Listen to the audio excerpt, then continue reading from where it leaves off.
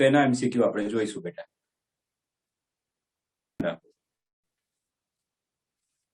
એક જ minute.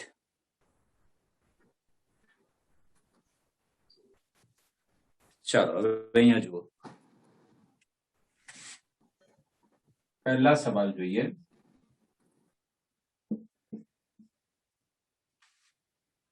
Benzene ring ઉપર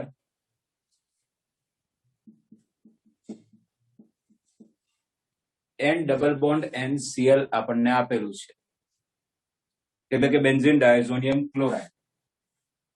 એરો ઉપર આપેલું છે Cu2Cl2 વત્તા HCl gives A gives B. એમાં લખીને આપ્યું છે CH3Cl અને Na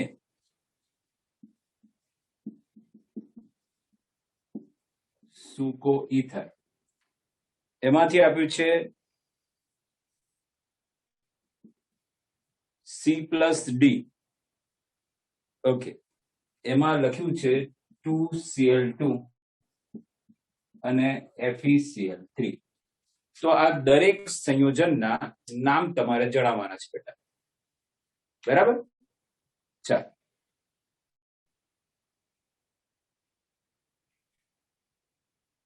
ઓકે, અવાજ મારો ક્લિયર આવે છે બેટા? હા સર. ઓકે બેટા, તો હવે અહીંયા ધ્યાન રાખો કે ભાઈ મારી પાસે બેન્ઝીન ડાયઝોનિયમ બેન્ઝીન, એક મિનિટ હા બેટા.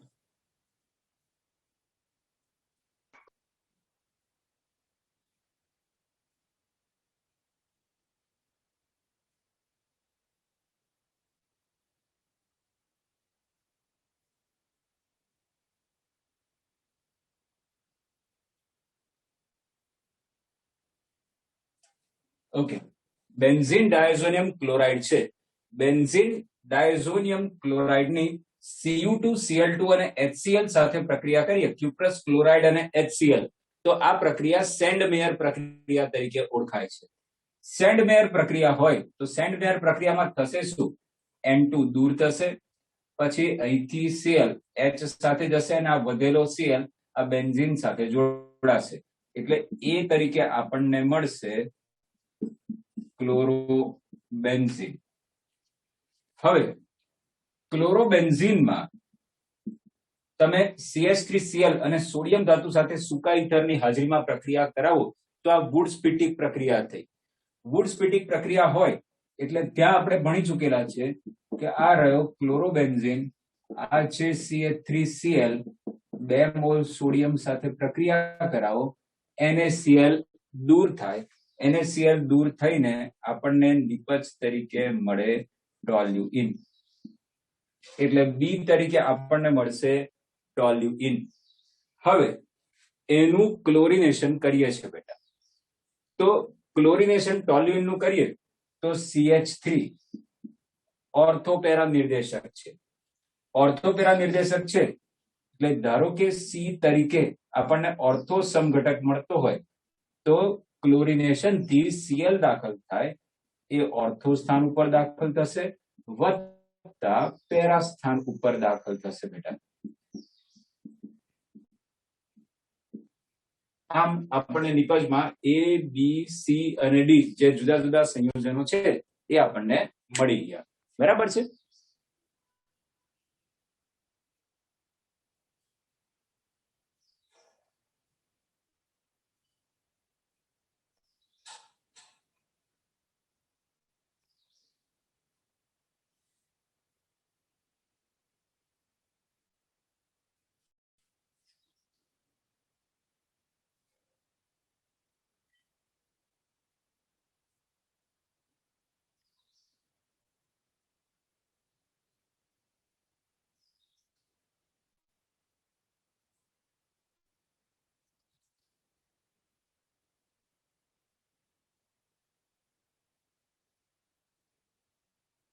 ઓકે બેટા, સંભળાય છે મારો અવાજ?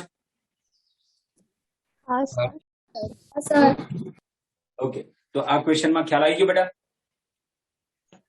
हाँ हाँ ઓકે, ઠીક છે, ચાલો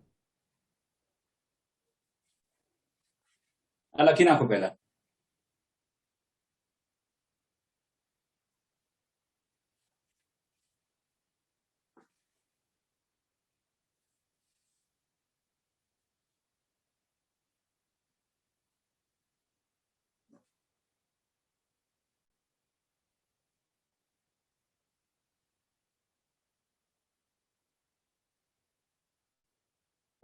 લખી નાખ્યો सर लखाई गયું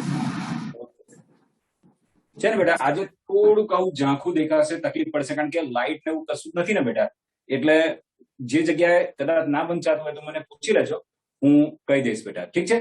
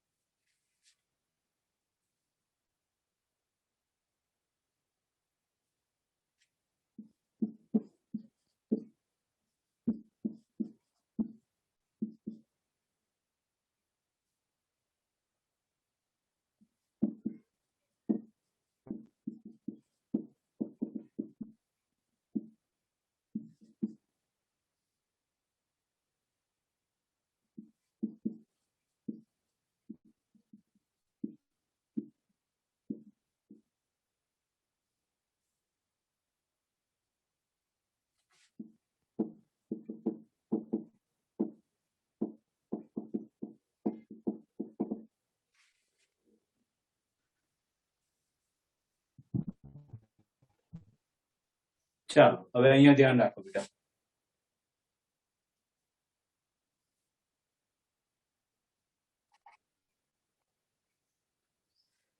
ઓકે, આપણને આ જુદી જુદી માહિતી આપેલી છે. HX આપણો પ્રક્રિયાર્થી છે, એની સાંદ્રતા જે છે, ન્યુક્લિયોફાઇલ એની સાંદ્રતા, બરાબર, HX ની જગ્યાએ મારે લખવું જોઈએ RX. ચાલો, ન્યુક્લિયોફાઇલ એટલે કેન્દ્રાનુરાગી જે છે એની સાંદ્રતા અને પ્રક્રિયા વેગ, આટલી આપેલી માહિતી પરથી આપણે પ્રક્રિયાની વિધિ નક્કી કરવાની છે. તો કે આ 4 ઓપ્શનમાંથી શું સાચું છે, બરાબર છે? હવે કેવી રીતે નક્કી કરીશું, બરાબર ધ્યાનથી સમજજો. તમે અહીંયા જોઈ શકો છો બેટા કે ન્યુક્લિયોફાઇલ જે છે એની સાંદ્રતા પહેલા અને બીજા પ્રયોગમાં સરખી એટલે કે અચળ રાખી છે, જ્યારે પ્રક્રિયાર્થીની સાંદ્રતા 0.1 માંથી 0.2 એટલે કે ડબલ કરેલી છે આપણે. ઓકે, અહીંયા મેં પ્રક્રિયાર્થીની સાંદ્રતા બદલી તો તમે અહીંયા જોઈ શકો છો પ્રક્રિયા વેગ પણ બદલાય છે. 1.2 into 10⁻⁴ માંથી 2.4 into 10⁻⁴ થયો. એટલે પ્રક્રિયાર્થીની સાંદ્રતા બદલાતા પ્રક્રિયા વેગ બદલાય છે. એનો મતલબ પ્રક્રિયા વેગ એ પ્રક્રિયાર્થીની સાંદ્રતા ઉપર આધાર રાખે છે. ઓકે, ચાલો આ એક માહિતી મને મળી. હવે બીજી માહિતી તમે અહીંયા જોઈ શકો બેટા કે અહીંયા તમે જુઓ આ 0.1, આ કેટલું છે 0.1, આ દેખાય છે ને, આ 0.1, આ પણ કેટલું 0.1. એટલે અહીંયા હું કોની સાંદ્રતા અચળ રાખું છું? આ પહેલા અને ત્રીજા પ્રયોગમાં RX ની. કોની સાંદ્રતામાં મેં ફેરફાર કર્યો? તો કે NU એટલે કેન્દ્રાનુરાગીની સાંદ્રતામાં ફેરફાર કર્યો. તો શું પ્રક્રિયા વેગ બદલાયો? તો હા, પ્રક્રિયા વેગ બદલાયો. 1.2 into 10⁻⁴ માંથી 2.4 into 10⁻⁴ થયો. એનો મતલબ પ્રક્રિયા વેગ કેન્દ્રાનુરાગી એટલે કે ન્યુક્લિયોફાઇલ એની સાંદ્રતા ઉપર પણ આધાર રાખે છે. તો બેટા પ્રક્રિયા વેગ કોની કોની સાંદ્રતા ઉપર આધાર રાખે છે? તો આપણે એક પ્રયોગમાં જોયું કે ભાઈ Rx ની સાંદ્રતા ઉપર આધાર રાખે છે અને બીજા પ્રયોગમાં જોયું કે તે ન્યુક્લિયોફાઇલની સાંદ્રતા ઉપર આધાર રાખે છે. હવે આપણે એવું ભણી ગયા છે કે પ્રક્રિયા વેગ જો ફક્ત અને ફક્ત પ્રક્રિયકની સાંદ્રતા ઉપર આધાર રાખે એટલે કે પ્રક્રિયાર્થીની સાંદ્રતા ઉપર આધાર રાખે તો એ SN1 પ્રકારની પ્રક્રિયા છે. જ્યારે SN2 માં તે પ્રક્રિયાર્થી અને પ્રક્રિયક આપણો એટલે કે કેન્દ્રાનુરાગી પ્રક્રિયા બંનેની સાંદ્રતા ઉપર આધાર રાખે. તો અહીંયા પ્રક્રિયાનો વેગ બંનેની સાંદ્રતા ઉપર આધાર રાખે છે. માટે આ પ્રક્રિયાની ક્રિયાવિધિ એ કઈ ક્રિયાવિધિ એટલે કે આ પ્રક્રિયા કઈ ક્રિયાવિધિને અનુસરે છે? SN2. ફરીથી સમજાવું છું. સરસ ક્વેશ્ચન છે આ, ધ્યાનથી સમજજો. તમારે ચેક કરવું હોય તો શું કરવાનું? પહેલા ધારો કે Nu ની સાંદ્રતા અચળ લઈ લો. આની સાંદ્રતા અચળ રાખી. પછી Rx ની સાંદ્રતા બદલી. ઓકે, Rx ની સાંદ્રતા બદલાતા વેગમાં કોઈ ફેરફાર થયો? તો આપણે જોયું હા, વેગ બદલાય છે. એનો મતલબ શું કે પ્રક્રિયા વેગ Rx ની સાંદ્રતા પર આધાર રાખે છે. એટલે કે Rx ની સાંદ્રતા બદલીએ છે તો પ્રક્રિયા વેગ બદલાય છે. તમે અહીંયા જોઈ શકો કેન્દ્રાનુરાગી 0.1, અહીંયા પણ 0.1. એટલે પ્રક્રિયાનું વેગ માટે હવે આની સાંદ્રતા તો જવાબદાર નહીં રહે. મેં ન્યુક્લિયોફાઇલની સાંદ્રતા અચળ રાખી, પછી Rx ની સાંદ્રતા બદલી જોઈ અને ચેક કરી કે ભાઈ શું પ્રક્રિયા વેગ બદલાય છે? તો આપણને એવું જોવા મળ્યું કે હા, પ્રક્રિયા વેગ બદલાય છે. એનો મતલબ તો એવો થયો કે પ્રક્રિયા વેગ એ Rx ની સાંદ્રતા ઉપર આધાર રાખે છે. હવે મારે ચેક કરવું છે કે શું તે ન્યુક્લિયોફાઇલની સાંદ્રતા ઉપર આધાર રાખે છે? તો મારે શું કરવું જોઈએ? મારે Rx ની સાંદ્રતા અચળ રાખવી જોઈએ. તો Rx ની સાંદ્રતા કયા પ્રયોગમાં અચળ રહે છે? પહેલા અને ત્રીજા. અહીંયા Nu ની સાંદ્રતા કેવી થાય છે? બદલાય છે. Nu ની સાંદ્રતા એટલે કે ન્યુક્લિયોફાઇલની સાંદ્રતા બદલાઈ તો શું પ્રક્રિયા વેગ બદલાવ? તો હા, બદલાવ. એનો મતલબ પ્રક્રિયા વેગ Rx અને Nu બંનેની સાંદ્રતા ઉપર આધાર રાખે છે. તો જ્યારે પ્રક્રિયાનો વેગ બંનેની સાંદ્રતા ઉપર આધાર રાખતો હોય તો એ પ્રક્રિયા કઈ થઈ ગઈ? SN2. જો ફક્ત પ્રક્રિયાર્થી Rx ની સાંદ્રતા ઉપર આધાર રાખત તો આપણે કહેત તો તે પ્રક્રિયા SN1 હોત. પણ અહીંયા બંને ઉપર આધાર રાખે છે માટે આપેલ પ્રક્રિયા એ SN2 ક્રિયાવિધિને અનુસરે છે. સમજ પડી બેટા? સર, હા બેટા. આ ઇલેક્ટ્રોન અનુરાગી યોગશીલ પ્રક્રિયાને એ ક્યારે ખબર પડે?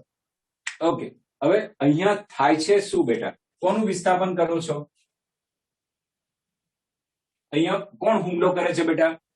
ન્યુક્લિયોફિલિક સબસ્ટન્સ. હા, એટલે ન્યુક્લિયોફાઇલ હોય બેટા. તો ન્યુક્લિયોફાઇલ, ઓકે, ન્યુક્લિયોફાઇલ કોનાથી આકર્ષાય બેટા? કેન્દ્રથી. કેન્દ્રથી. હા, ધન વીજભારથી આકર્ષાય તો આ બે ઓપ્શન તો એમે કેન્સલ થઈ ગયા. કારણ કે અહીંયા આપણે કોનું બતાવીએ છીએ? કોણ પ્રક્રિયા કરે છે? ઇલેક્ટ્રોન અનુરાગી. પણ અહીંયા આપણી પાસે ઇલેક્ટ્રોન અનુરાગી છે જ નહીં. એટલે આ બે ઓપ્શન તો ઓલરેડી કેન્સલ થઈ ગયા. પડી સમજ? ન્યુક્લિયોફાઇલ જે કંઈ પણ પ્રક્રિયા કરે એ કાં તો કેન્દ્રાનુરાગી યોગશીલ હોય કાં તો કેન્દ્રાનુરાગી વિસ્થાપન હોય. ખરું કે નહીં બેટા? ઓકે, અહીંયા એવું તો કહીશું કે આ ઇલેક્ટ્રોન અનુરાગી યોગશીલ ને ઇલેક્ટ્રોન અનુરાગી વિસ્થાપન તો ના જ હોઈ શકે. કારણ કે હુમલો કોણ કરે છે? ન્યુક્લિયોફાઇલ, કેન્દ્રાનુરાગી. એટલે આ બે ઓપ્શન તો આપણે કેન્સલ જ કર્યા. હવે આપણે જોવાનું SN1 છે કે SN2 તો આપણે ચેક કરીને જોઈ લીધું. બોલ, ક્લિયર? હા સર. ઓકે, લખી નાખો.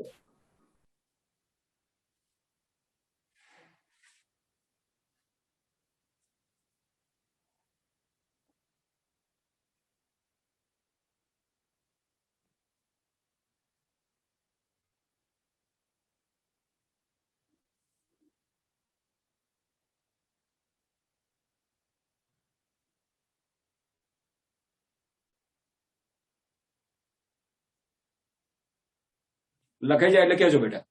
થઈ ગયું સર. થઈ ગયું સર. ઓકે.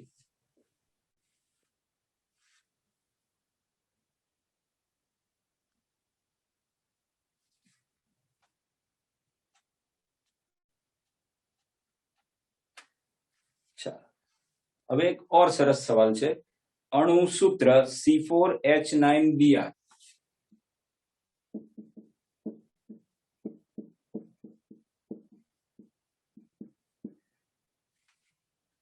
ધરાવતા સંયોજન P ની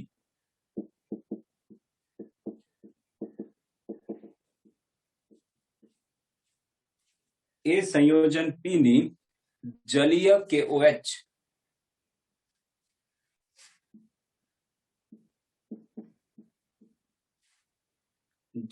KOH સાથે પ્રક્રિયા કરતા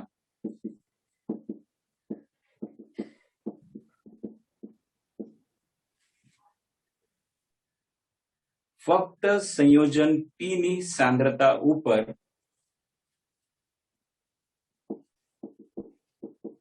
પ્રક્રિયા વેગ ફક્ત P ની સાંદ્રતા પર આધારિત માલુમ પડ્યું.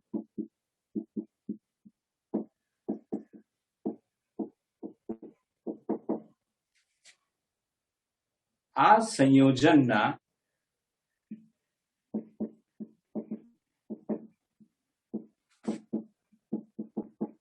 પ્રકાશ ક્રિયાશીલ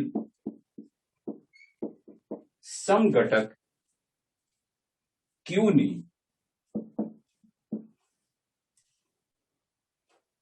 જલીય KOH સાથે પ્રક્રિયા કરવામાં આવી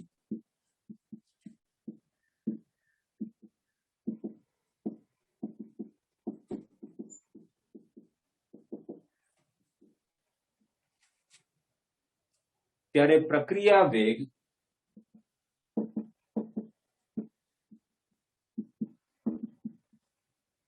Q પ્રકાશ ક્રિયાશીલ સમઘટક Q ને ત્યારે પ્રક્રિયા વેગ Q અને KOH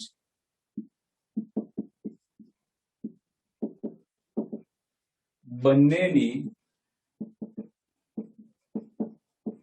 સાંદ્રતા પર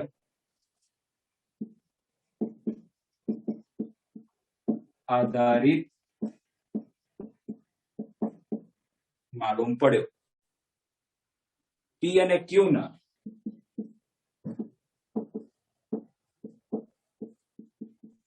IUPAC નામ આપો. આટલી માહિતી આપણને આપેલી છે બેટા, બરાબર? ઓકે, હવે વિચારો.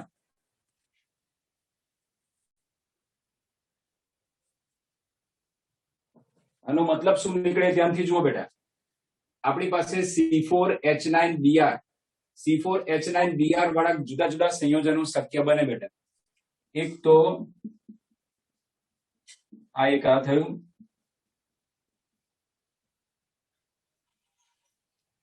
એક આ થયું,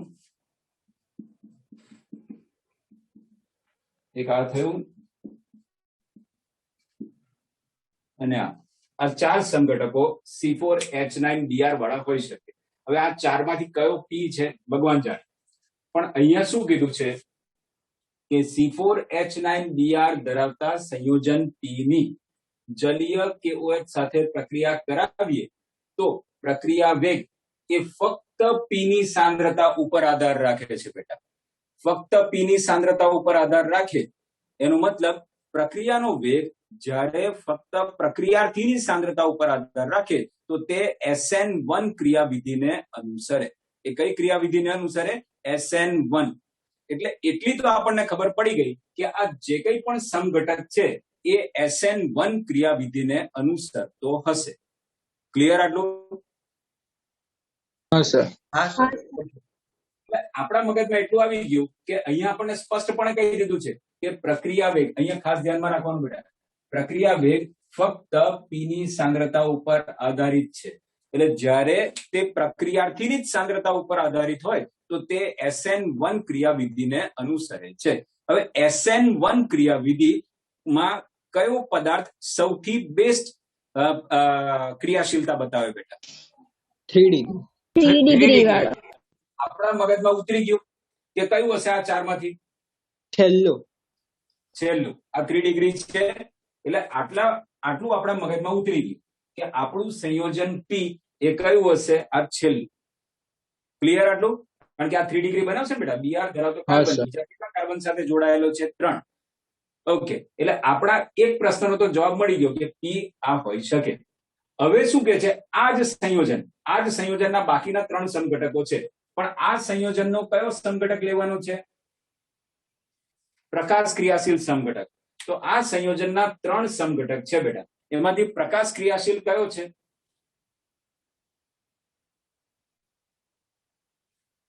પ્રકાશ ક્રિયાશીલ સમઘટક કોને કહેવાય બેટા? બીજો છે સર,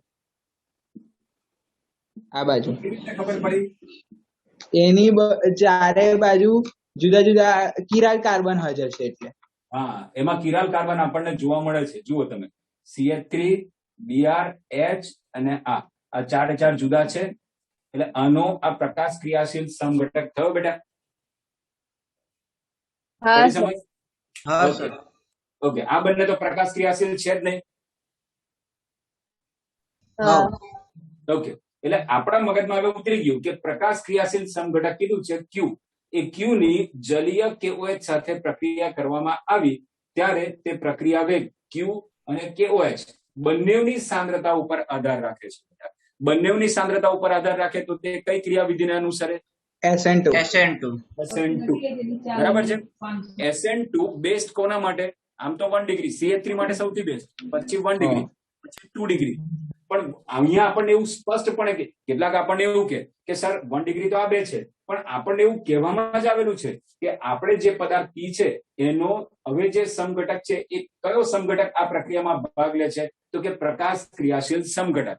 આ બંને તો પ્રકાશ ક્રિયાશીલ સમઘટક નથી, એટલે આ બંનેનો વિચાર કરવાનો નથી. એટલે હવે ફક્ત આનો જ વિચાર કરવાનો છે. એટલે આ આપણું પી થયું અને આ આપણું ક્યુ થયું. બોલો, સમજ પડી? સર. તો નામ બોલો હા, સર. આ બંનેના. પી નું નામ શું થશે બેટા? બોલો બેટા. 2 bromo 2 methyl propane. Okay, 2 bromo 2 2 methyl methyl propane. P નું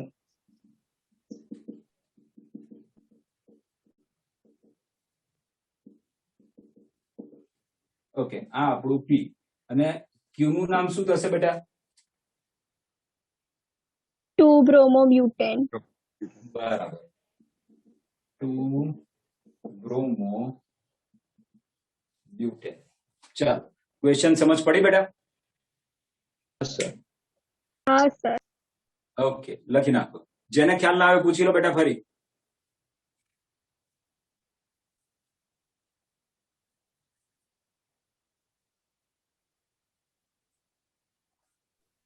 સર બોર્ડમાં આ રીતના વિકલ્પો આવી શકે?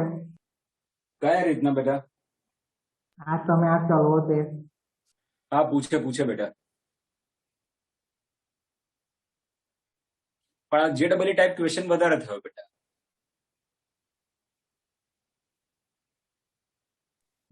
બોર્ડમાં આ લોકોએ ઘણીવાર બેટા JEE ના AIEEE ના ક્વેશ્ચન પણ પૂછેલા છે. એવું નહીં કે બેટા નથી પૂછતા, પૂછે પણ છે.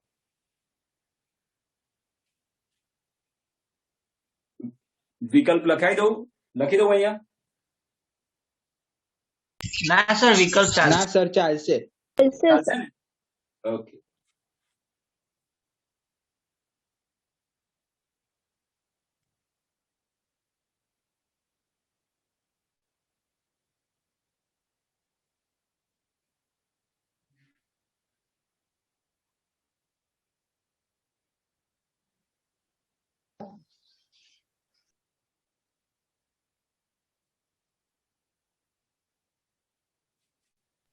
થઈ ગયું સર. થઈ ગયું સર. ઓકે બેટા, બધાને પરફેક્ટ સમજ પડી ગઈ ને? કોઈ પણ જગ્યાએ ડાઉટ હોય તો પૂછી લો બેટા. ના સર. હા સર. ઓકે બેટા.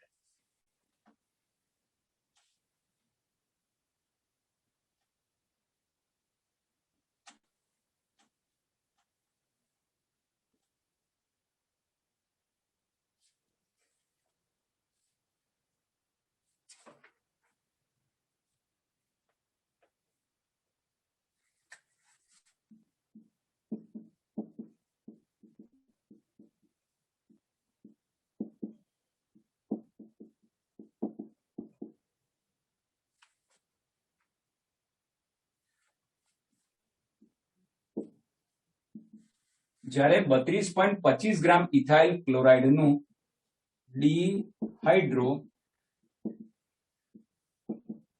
હેલોજિનેશન કરવામાં આવ્યું ત્યારે 50% નિપજ પ્રાપ્ત થઈ.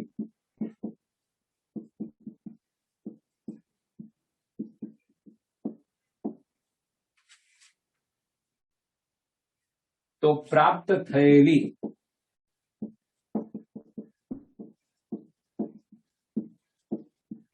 નિપજનું વજન ખાલી જગ્યા ગ્રામ.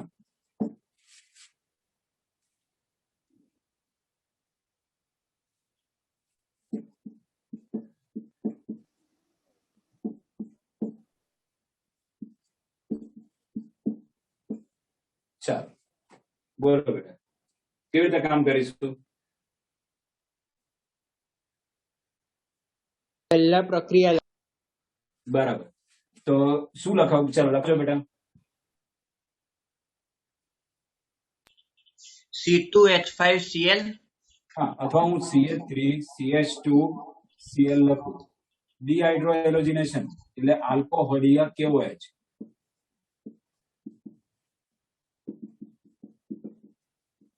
એટલે આપણને મળશે ઇથિન. ચાલ હવે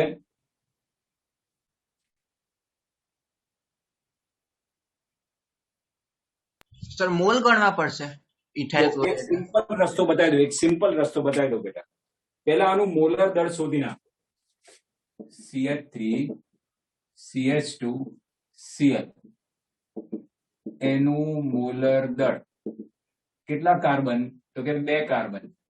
હાઇડ્રોજન કેટલા? 5 અને 1 ક્લોરીન.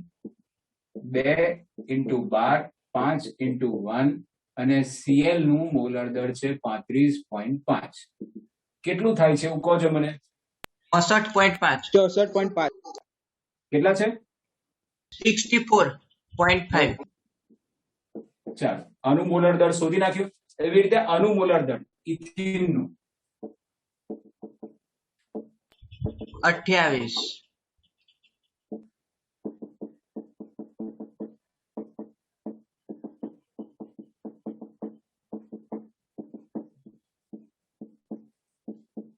તો આ સમીકરણ શું કહે છે આપણને? કે જો આપણે 64.5 ગ્રામ ઇથાઇલ ક્લોરાઇડ લઈએ તો આ કેટલું મળે બેટા? 28 ગ્રામ. એવું આ સમીકરણ કહે છે કે નહીં? હા સર. ઓકે, કે આ જો 1 મોલ એટલે કેટલું વજન? 64.5 ગ્રામ. 1 મોલ નું વજન મોલર દળ જેટલું થાય બેટા. તો જો 64.5 ગ્રામ ઇથાઇલ ક્લોરાઇડ લેવામાં આવે તો આપણને નિપજ મળશે 28 ગ્રામ. પણ આપણે કેટલું ઇથાઇલ ક્લોરાઇડ લીધું છે? 32.25. તો આ કેટલું મળે? તો કે ભાઈ 32.25 ગુણ્યા 28/64.5 એટલે 14 ગ્રામ થયું બેટા. હા સર. હા સર. હવે અગત્યની વસ્તુ, આપણને શું કહેવામાં આવ્યું છે? 50% નિપજ જ પ્રાપ્ત થાય છે. આ તો ક્યારે 100% પ્રક્રિયા પૂરી થઈ હોય ત્યારે આપણને આટલી નિપજ મળે. પણ અહીંયા આપણને શું કીધું છે? નિપજ 50% પ્રાપ્ત થાય. એટલે જેટલી બી નિપજ મળે છે એનું અડધું એટલે કેટલા ગ્રામ થશે બેટા? 7 ગ્રામ. 7 ગ્રામ. બોલો, ક્વેશ્ચનમાં સમજ પડી? હા સર. હા સર. લખી નાખો બેટા.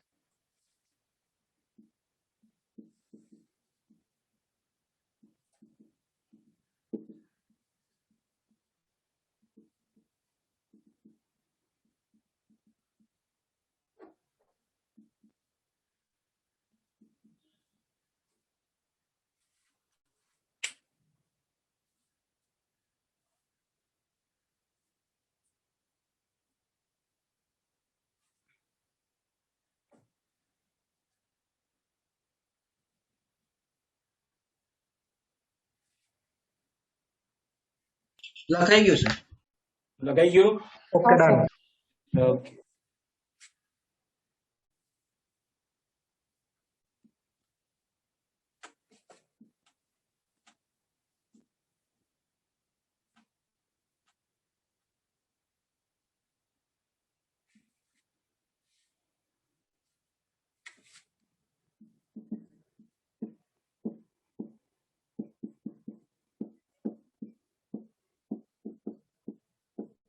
72 AMU આણ્વીય દળ ધરાવતા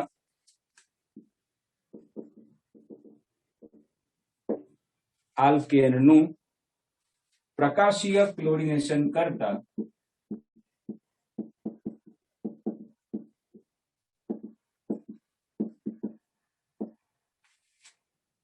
માત્ર એક જ મોનોક્લોરો વ્યુત્પન્ન મળે છે. માત્ર એક જ મોનોક્લોરો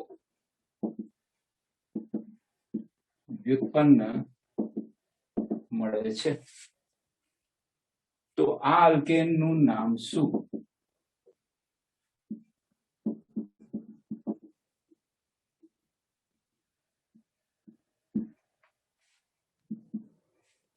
ચાલો કેવી રીતે કરશો બેટા?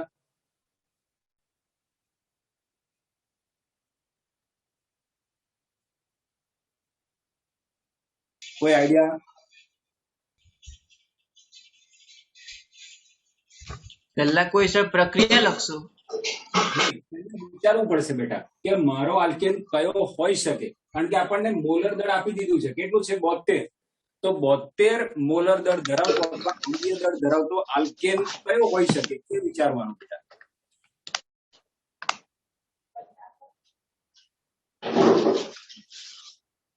ચાલો મિનિમમ 4 થી શરૂ કરીએ. 4 કાર્બન થી.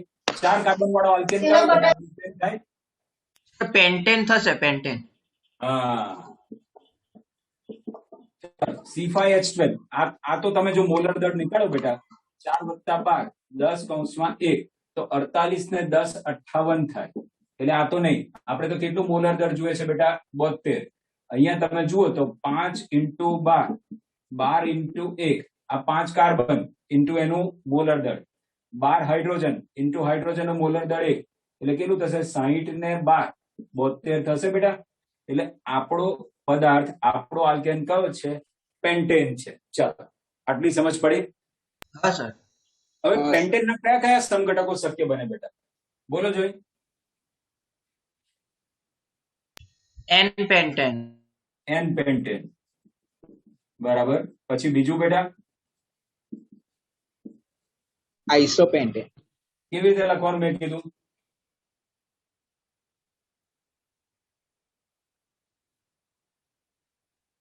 બોલો બેટા. CH3. પેલા 4 કાર્બન લખી નાખવાનું. હા. નહીં? C. પછી હાઇડ્રોજન. હવે બેટા અને બીજી કોઈ જગ્યાએ ખસેડીને અલગ નામ મેળવી શકાય છે? હા, ઉપર નીચે. ઉપર આને કઈ નીચે. ખસેડો? એને નહીં ખસેડવાનું. ઓકે, મેં શું કર્યું? જો પહેલા મેં તમને સમઘટકો બનાવતી વખતે શરૂઆતમાં શું શીખવાડ્યું હતું બેટા? કે પહેલા 5 કાર્બન સીધા ગોઠવી દો, પછી 1 કાર્બન ઓછો કરો. છેડા પર તો કોઈ દિવસ મૂકવાનું નહીં, મેં એવું કીધું હતું. છેડા પર કોઈ દિવસ નહીં મૂકવાનો. ઓકે, તો હવે છેડા ઉપર ના મૂકું તો મારી પાસે આ 2 જગ્યા જ બચે. અહીં મૂકું કે અહીં મૂકું, નામ તો 2 મિથાઇલ બ્યુટેન જ આવશે. એટલે આમાં બીજી કોઈ શક્યતા નથી. તો હવે કેટલા કાર્બન કાઢી લઉં? 2 કાર્બન કાઢી લઉં તો 3 બચ્યા. મેં ના પાડી છે કે છેડા પર તો મૂકવાના નહીં, તો વચ્ચે તો એક જ કાર્બન છે, તો એ બંને કાર્બન ને વચ્ચે મૂકી દઉં બેટા. ચાલ આટલી સમજ પડી? હા સર. ઓકે, હવે અહીંયા છે ને બેટા ક્વેશ્ચન ધ્યાનથી વાંચવાનું. આલ્કેનનું પ્રકાશીય ક્લોરિનેશન કરીએ છીએ અને માત્ર એક જ મોનોક્લોરો વ્યુત્પન્ન મળે છે.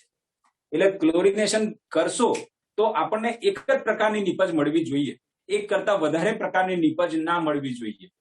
તો હવે વિચારો બેટા, ધારો કે મારી પાસે આ પદાર્થ છે, આમાં હું અહીંયા ક્લોરીન દાખલ કરું તો શું નીપજ મળે? અહીંયા ક્લોરીન દાખલ કરું તો CH2 CH2 CH2 કેટલા થઈ ગયા? હા 4. શું મળ્યું બેટા? ક્લોરોપેન્ટેન. ક્લોરોપેન્ટેન. સ્થાન કોણ બોલશે? 1 ક્લોરોપેન્ટેન. ક્લોરોપેન્ટેન. ઓકે, હવે હું Cl અહીંયા દાખલ કરું તો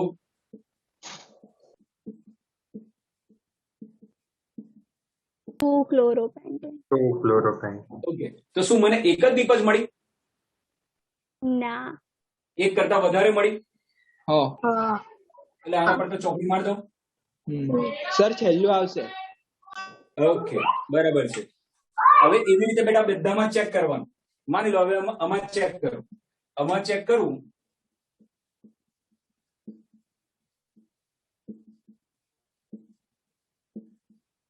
ચાલ, એક આ શક્યતા,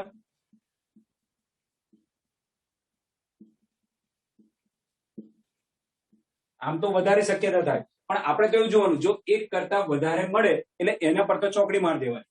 આનું નામ શું થાય બેટા?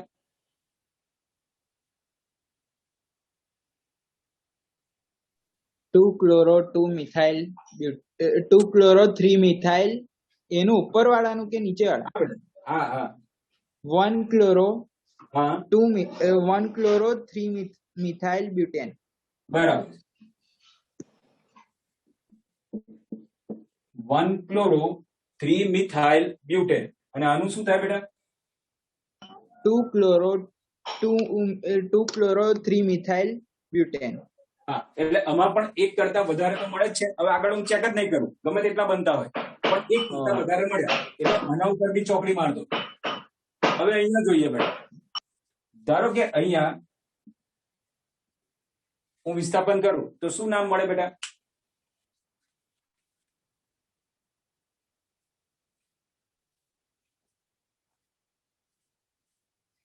One chloro 2,2-dimethyl propane. Perfect બેટા, પરફેક્ટ. 1-chloro, તમે ધ્યાનથી જુઓ, અહીં આ લાંબામાં લાંબી શૃંખલા થાય બેટા. 1 2 3. 1-chloro 2,2-dimethyl propane. બરાબર બેટા?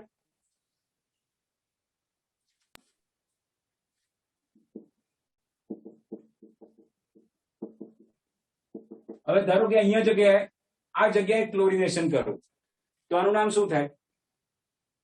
એજ Age 1 chloro 2,2-dimethyl એટલે propane. એનો મતલબ અહીંયા કોઈ પણ જગ્યાએ હું વિસ્થાપન કરીશ તો મને એક જ નામ વાળો પદાર્થ મળે છે. એટલે આપણી આ શરતનું પાલન થાય છે કે માત્ર એક જ મોનોક્લોરો વ્યુત્પન્ન મળે છે. તો એ સંયોજન આ થયું બેટા. તો આ સંયોજનનું નામ શું થયું આયુપીએસસી? 2,2-dimethyl propane. 2,2-dimethyl propane. અને સામાન્ય નામ શું કહેવાય બેટા? સામાન્ય નામ નિયોપેન્ટેન. બરાબર. 2,2-dimethyl propane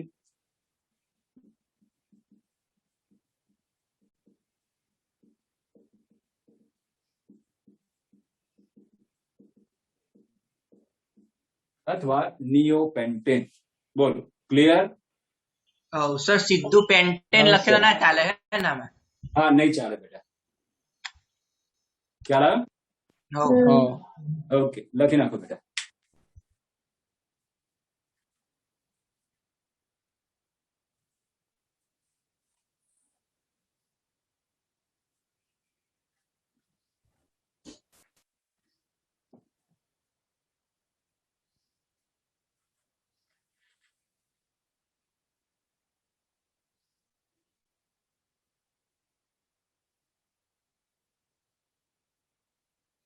ચાલો, લખાઈ ગયું?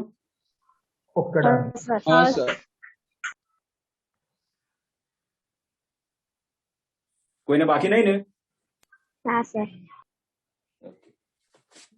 આ બધા ક્વેશ્ચનની પ્રેક્ટિસ કરજો બેટા, બહુ સરસ ક્વેશ્ચન છે આ.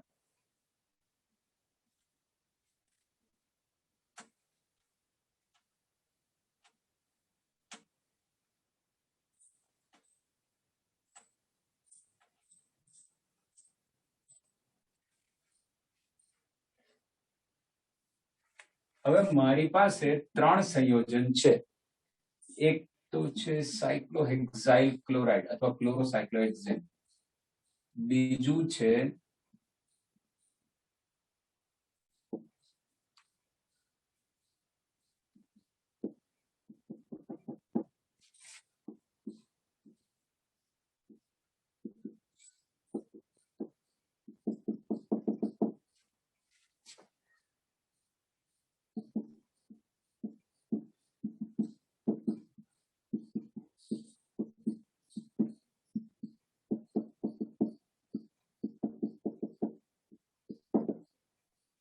ચાલો SN1 ક્રિયાશીલતાના ચડતા ક્રમમાં ગોઠવો. SN1 આવે એટલે શું જોવાનું મેં કીધું?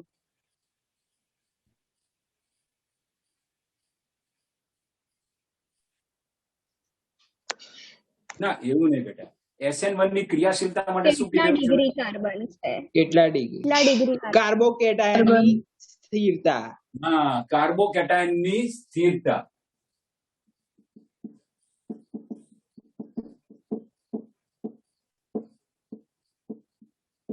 ઓકે, કયા કાર્બોકેટાયનની સ્થિરતાનો એટલે કે કોની ક્રિયાશીલતા સૌથી વધારે?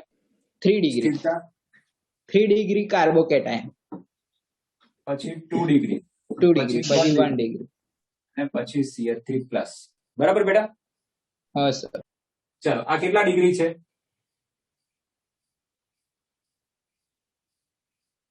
Two degree. કેવી રીતે ખબર પડી? આ હેલોજન આ કાર્બન સાથે જોડાયેલો છે બેટા. એ બીજા હા. કેટલા કાર્બન સાથે જોડાયેલો છે? 2. એટલે આ 2 ડિગ્રી છે. આ બેટા 3 ડિગ્રી. જો હેલોજન આ કાર્બન સાથે જોડાયેલો છે, એ 1, 2 અને 3 કાર્બન સાથે જોડાયેલો છે, એટલે આ 3 ડિગ્રી. આ એ પણ 3 ડિગ્રી. ઓકે, હેલોજન આ કાર્બન સાથે જોડાયેલો છે 1, 2 અને 3. હવે આમ નિયમ મુજબ 3 ડિગ્રીની સ્થિરતા સૌથી વધારે થાય. Okay. હા. તો બેટા આ બંનેના શું સાથે લખવા જોઈએ? ના, બ્રોમિન પહેલા આવશે. કેમ પહેલા આવે? એની બંધ લંબાઈ વધારે એટલે એ જલ્દી તૂટી જશે. હા, આવો એક ક્વેશ્ચન કર્યો છે, યાદ આવે છે ને બેટા? આપણે પહેલા કર્યો છે ક્વેશ્ચન. હા. ઓકે, એટલે અહીંયા આ બંધ જલ્દી તૂટે. સી અને બીઆર વચ્ચેનો બંધ થોડો લાંબો, કોની તુલનામાં? સી અને સીએલ ની તુલનામાં. એટલે આ બંધ સરળતાથી તૂટે, એટલે આની સ્થિરતા સૌથી વધારે. એના કરતા ઓછી કોની થશે બેટા? બીજાની. બીજાની. આ તો 2 ડિગ્રી છે, એટલે એના કરતા પણ એની ક્રિયાશીલતા ઓછી થશે બેટા. એટલે SN1 ક્રિયાશીલતાનો ચડતો ક્રમ કીધું છે. ચડતો ક્રમ એટલે ક્રિયાશીલતા વધે તેમ ગોઠવવાનો. એટલે 1 is less than 2 is less than 3. બોલ, સમજ પડી? હા સર. બેટા ખાસ ધ્યાનમાં રાખો, ચડતો ક્રમ કીધો હોય તો આ રીતે જ લખવાનું. ભાઈ કેટલાક લોકો આવું લખે, કેટલાક કે સર થયું તો સરખું જ ને. અરે સરખું થાય બેટા, પણ એવું લખાય નહીં. ચડતો ક્રમ કીધું છે એટલે ઓછાથી વધારે તરફ બતાવવાનું. ક્લિયર? હા સર. ઓકે, લખી નાખો બેટા. સર આમાં એવું ના વિચારાય કે ક્લોરીન વધારે વિદ્યુત ઋણીય છે બ્રોમિન કરતા, તો હા. ક્લોરીન વધારે ઇલેક્ટ્રોન પોતાની તરફ આકર્ષશે બંધના, કાર્બન અને ક્લોરીન. બિલકુલ. તો પછી બિલકુલ. કાર્બોકેટાયન વધારે તાકાત વાળો કહેવાય ને, કેમ કે એના જો વધારે ઇલેક્ટ્રોન ઓછા થઈ ગયા, ક્લોરીન જોડે વધારે છે. નહીં એની પણ બેટા, વિદ્યુત ઋણતાના આપણે લીધે કઈ ક્રિયાવિધિને અનુસરવાની આવે વાત? SN1. તો પણ સર એમાં કાર્બોકેટાયનની સ્થિરતા જોવાની. એવું નહીં, પેલા વસ્તુને સમજ. SN1 ક્રિયાવિધિમાં પહેલા સ્ટેપમાં શું બને છે? તો કે અવશિષ્ટ સમૂહ જે છે એ જતો રહે છે. હા કે નહીં? હા, ઓકે, તો મારે શું જોવાનું કે કોણ સરળતાથી જશે? સમજ પડે? બરાબર. પણ ચાલો. સર ક્લોરીન સરળતાથી જઈ શકે ને, કેમ કે વધારે વિદ્યુત ઋણીય છે. ના બેટા, બંધ જો મારે શું કરવાનું છે? સી અને હેલોજન વચ્ચેનો બંધ તોડવાનો છે. બરાબર. બરાબર? બંધ જે આસાનીથી તૂટશે એ જશે. બરાબર. બરાબર. ખ્યાલ આવે ને બેટા કઈ રીતે વિચારવાનું? હા, પડી ખબર. ઓકે, લખી નાખો. લખાઈ ગયું સર. ઓકે બેટા.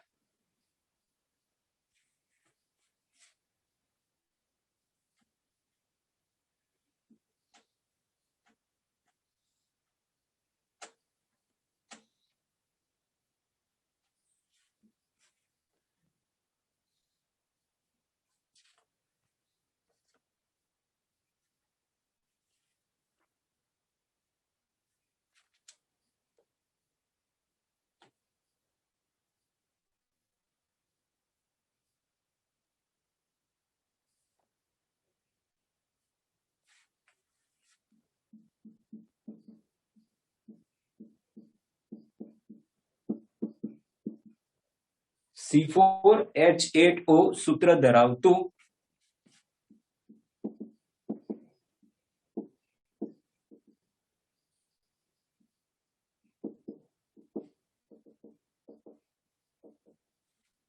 એ સંયોજન પ્રકાશ ક્રિયાશીલ છે, તો તે સંયોજન કયું?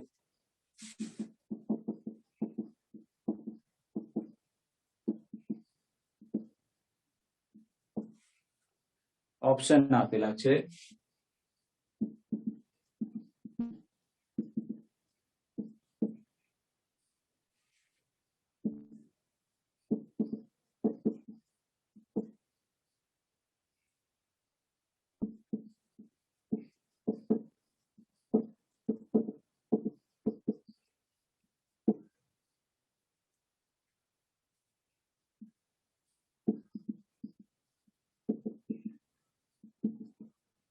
ચાલો બોલો બેટા, શું ચેક કરવાનું આમાં?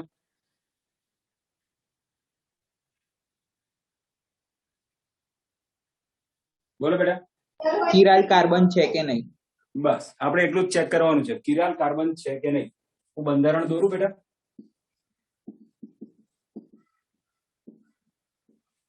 ચલો આ બ્યુટેન 2 બ્યુટેનાલ,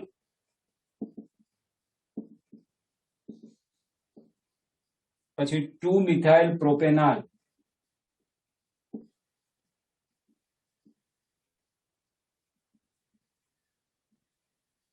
બરાબર, અને બ્યુટ 3 ઇન 2 ઓલ, બરાબર.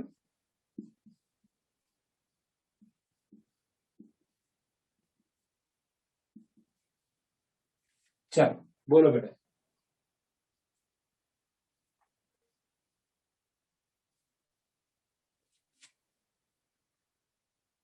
કયામાં તમારે કિરાલ કાર્બન દેખાય છે?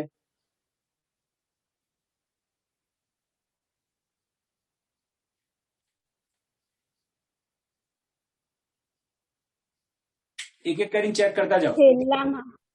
આમાં દેખાય છે? આમાં? ના. આમાં? ના. આમાં કઈ ગાડી છે?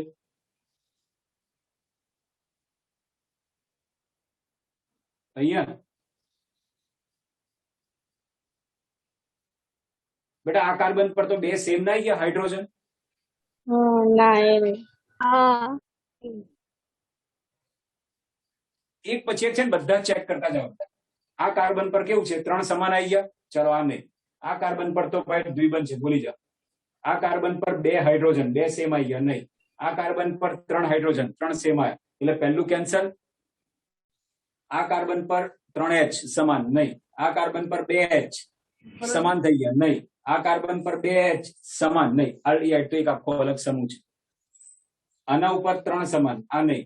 આના ઉપર તો કે ભાઈ આ 2 સેમ થઈ ગયા, એટલે આ પણ નહીં. ચાલ આ તો એક સમૂહ છે, કેન્સલ.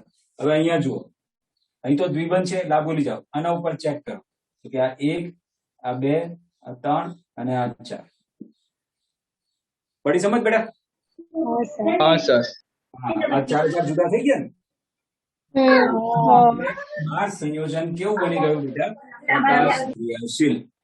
બોલો ક્લિયર? ચાલો લખી નાખો.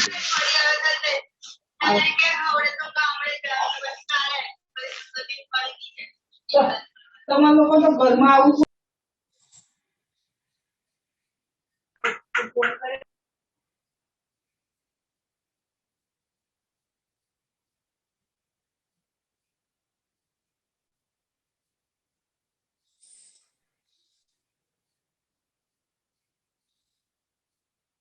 ક્વેશ્ચન પણ મોકલાઈશું ને આપણે હજુ બીજા બહુ ક્વેશ્ચન જોઈશું બેટા, બરાબર?